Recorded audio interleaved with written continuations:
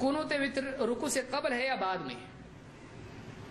جو قنوت یعنی دعائے قنوت پڑھی جاتی ہے وہ وتر میں رکوع سے پہلے ہے یا بعد میں؟ راجح قول یہ ہے کہ وتر سے رکوع سے پہلے ہے، لیکن اگر کوئی رکوع سے بعد میں پڑھ لے تب بھی اس کی ادا ہو جاتی ہے۔ یہ علماء نے قنوت نازلہ پر قیاس کرتے ہوئے کہا ہے، لیکن زیادہ صحیح بات یہی ہے کہ آدمی کو رکوع سے پہلے ہی کرنا چاہیے۔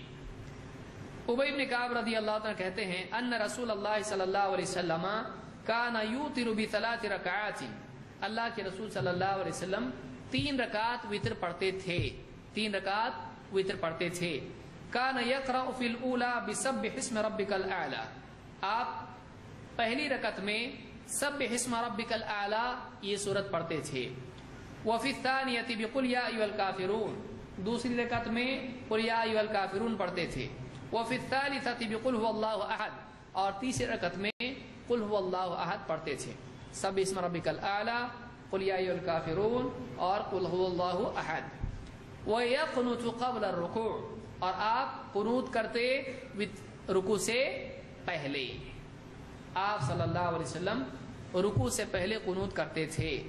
فَإِذَا فَرَغَ قَالَ عِنْدَ فَرَاغِهِ، جب آپ فراغت پاتے وتر سے سلام پھیرتے، قال سبحان الملک القدوس 3 مرات یطیل فی آخرہن، آپ 3 بار کہتے۔ جب وتر ہو جاتی، وتر کے بعد کیا کرنا چاہیے؟ وتر کے بعد بہت سارے لوگ اللہ اکبر استغفر اللہ استغفر اللہ، کہاں سے لایا؟ فرض کے بعد ہے، وہ تراویح میں بھی پڑھتے ہیں لوگ اس کو، تراویح کے اندر نہیں ہے وہ، یاد رکھیے اس کو اچھی طرح سے۔ ہر 2 رکعت کے بعد سلام پھیر کے لوگ کیا کرتے؟ کیونکہ جماعت کی عادت ہو گئی نا فرضوں میں، تو یہ بھی جماعت ہے، تو اب کیا ہوتا ہے؟ سلام پھیرا تراویح میں 2 رکعت پر، اور اس کے بعد اللہ اکبر استغفر اللہ استغفر، یہ ثابت نہیں ہے۔ یہ کب ہے؟ فرض نماز کے بعد ہے، تراویح میں اس طرح کا ثبوت نہیں ہے۔ اور جب پوری تراویح ہو جائے، وتر بھی ہو جائے، وتر کے بعد کیا کہنا چاہیے؟